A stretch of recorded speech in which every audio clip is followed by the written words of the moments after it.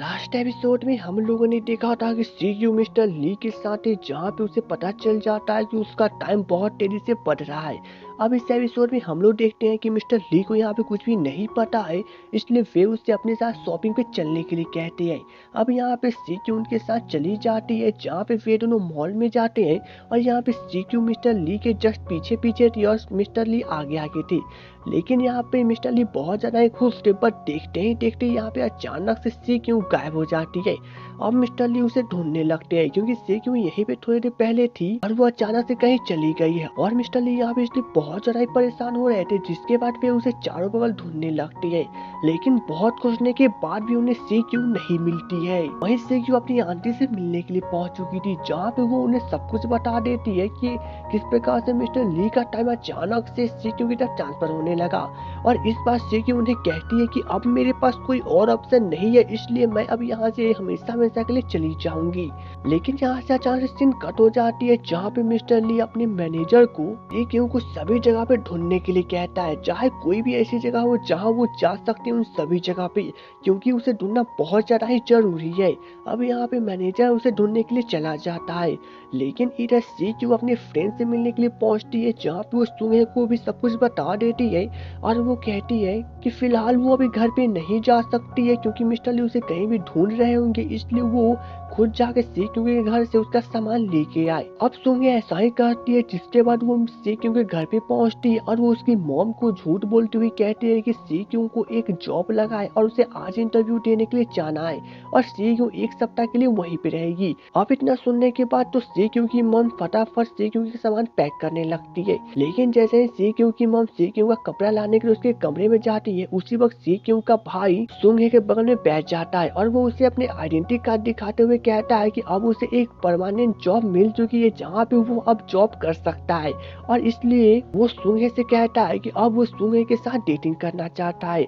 लेकिन यहाँ पे सुंगे इस बात को टाल देती है और वो कहती है कि वो अभी डेटिंग नहीं कर सकती। लेकिन यहाँ पे सीक्यू का भाई उसे कहने लगता है कि अगर वो डेटिंग के लिए तैयार नहीं होगी तो वो अपने मॉम डैड को सब कुछ बता देगा और साथ में वो भी कहेगा कि उन दोनों के बीच वन नाइट स्टैंड हुआ था। लेकिन यहाँ पे सुंगे अभी भी मना करती है और कहती है कि वो नहीं जा सकती। तब यहाँ पे सीक्यू का भाई थोड़ा सा तेज बोलकर उसे कहता है कि उसे डेटिंग पर चलना ही पड़ेगा, क्योंकि उसने बहुत ज्यादा मेहनत की है। अब यहाँ पर सुंगे ना चाहते हुए भी उसे बोल देती है कि उसे सिर्फ अपनी परवाह है, कम से कम अपनी बहन के बारे में तो सोचे जो कि अभी मर रही है। अब यह सुनने के बाद तो यहाँ पे सीक्यू के भाई को कुछ भी समझ में नहीं आ रहा था, लेकिन तभी उधर से सीक्यू की मॉम यह बातें सुन लेती है, जिसके बाद यहाँ पर सुंगे को न चाहते हुए भी उन्हें सब कुछ बताना पड़ता है। जहाँ पे तो सीक्यू की मॉम को कुछ भी विश्वास नहीं हो रहा था। लेकिन वहीं पे मिस्टर ली सीक्यू की आंटी से मिलने के लिए पहुंचे हुए थे और वो वहाँ पे उनसे पूछते हुए कि आखिर सीक्यू कहाँ पर है, लेकिन उसकी आंटी भी उन्हें कुछ भी नहीं बताती है। लेकिन यहाँ पे सीक्यू की मॉम को हकीकत पता चलने के बाद तो वे पूरी तरह से टूट जाती है और उन्हें अब सब कुछ समझ में आ रहा था कि किस प्रकार से सीक्यू ने अपने पैसे को बचा के रखे हुए थे। जिसके बाद वे तो यहाँ पे पासबुक को लेकर रोने ही लगते हैं। अब नेक्स्ट डे सीक्यू की मॉम सीक्यू से मिलने पहुंच जाती है, जहाँ पे वो उसे पूछती है कि आखिर उसने इन सभी बातों को उन्हें क्यों नहीं बताया। और इतना कहने के बाद वे रोने लगते हैं। तब यहाँ पे सीक्यू भी रोने लगती है और उन्हें गले लगा लेती है। अब यहाँ से सीन शिफ्ट होती है शाम को, जहाँ पे सीक्यू वेजिटेबल खरीदने के लिए पहुंची हुई थी और जब वो अपने टाइम को देखती है तो उसके पास सिर्फ और सिर्फ 17 दिन ही बचे हुए थे, यानी कि 17 दिन में सीक्यू मर जाएगी। अब यहाँ पे सुंगे का कॉल चला आता है, जिसके बाद सीक्यू उसे बातें करते हुए रोड क्रॉस करने लगती है। लेकिन यहाँ पे रोड क्रॉस करने के दौरान उसका थैला फंस जाता है और सभी की सभी सब्जी नीचे गिर जाती है। जिसके बाद तो यहाँ पे सीक्यू उन सभी सब्जी को उठाने लगती है। लेकिन अचानक से सीक्यू देखती है कि उसका टाइम अब बहुत तेजी से बढ़ने लगा था, यानी कि उसका टाइम अब घंटों में या फिर महीनों में नहीं बल्कि एक साल में बढ़ने लगा था। यानी कि सीक्यू के पास अब 1 साल, 2 साल, 3 साल, 4 साल, 5 साल ऐसे बढ़ रहे थे। अब यहाँ पे सीक्यू को कुछ भी समझ नहीं आ रहा था और वो चारों तरफ देखने लगती है, जहाँ पे मिस्टर ली जस्ट उसके पीछे ही खड़े थे। अब यह देखने के बाद तो सीक्यू पूरी तरह से हैरान हो जाती है और वो रोने लगती है और वो मिस्टर ली से मना करती है कि वो उसके पास ना आए। लेकिन यहाँ पर अब बहुत ज्यादा देरी हो चुकी थी। यहाँ पे सीक्यू का टाइम अब करीब बहुत तेजी से बढ़ते हुए करीब 60 ईयर्स हो चुके थे, जिसके कारण यहाँ पे तो सीक्यू बहुत ज्यादा डर जाती है। बट यहाँ पे मिस्टर ली को कुछ भी नहीं हुआ था।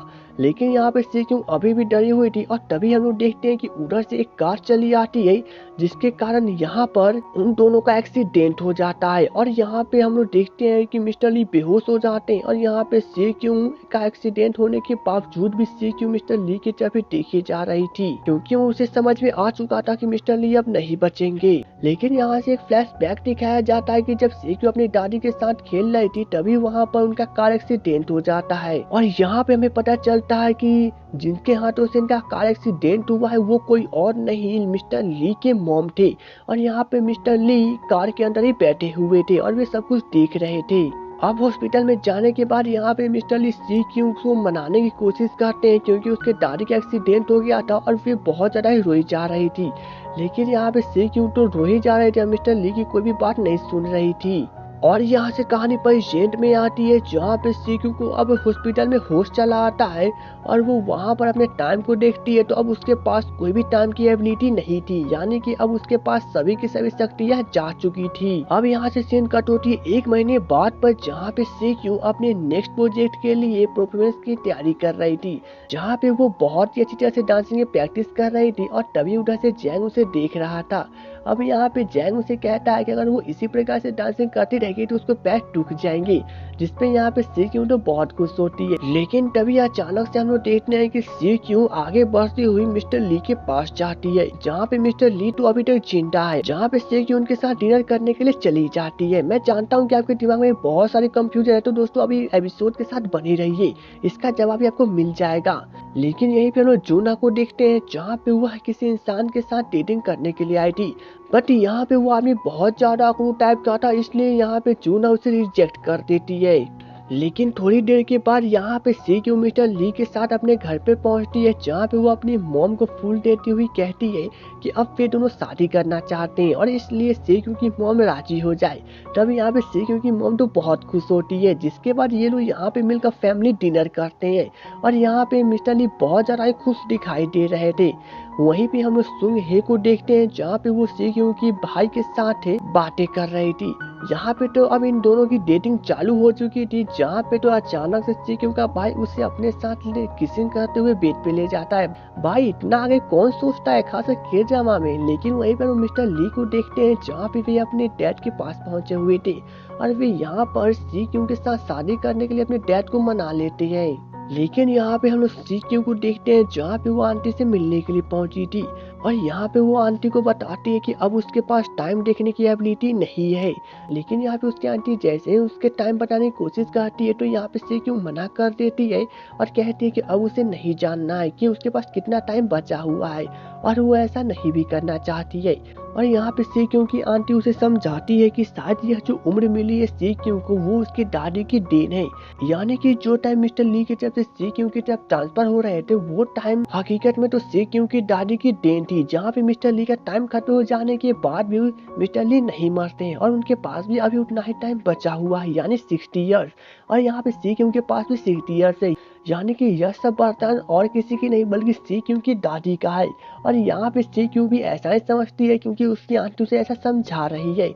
तो दोस्तों अब हम लोग को भी यही बात पर यकीन करना ही पड़ेगा, क्योंकि इसमें बस यही इतना बताया गया है कि यह सब कारनामा और किसी का नहीं बल्कि सीक्यू के दादी का है, क्योंकि वे जब सीक्यू के साथ खेल रहे थे तभी उनका कार एक्सीडेंट हो गया था और उसी वक्त से सीक्यू को डेथ टाइम दिखाई दे रही थी। अब हम लोग को इस बात पे तो यकीन करना ही पड़ेगा, क्योंकि और कोई ऑप्शन नहीं है। इसके बाद यहाँ से सीक्यू मिस्टर ली से मिलने के लिए चली जाती है और यहाँ पे ये लोग एक दूसरे के साथ बहुत अच्छी तरह से बातें कर रहे थे, जहाँ पे मिस्टर ली अब तो सीक्यू के आगे आगे चलने लगते हैं और सीक्यू मिस्टर ली को देखे जा रही थी और यही पे इस ड्रामा की एंडिंग हो जाती है। तो दोस्तों उम्मीद है आपको मेरा एक्सप्लेनेशन अच्छा लगा हो, तो मुझे सपोर्ट करने के लिए मेरे वीडियो को लाइक और चैनल को सब्सक्राइब कर ले। तो चलिए दोस्तों मिलेंगे नेक्स्ट वीडियो में, तब तक के लिए goodbye and take care.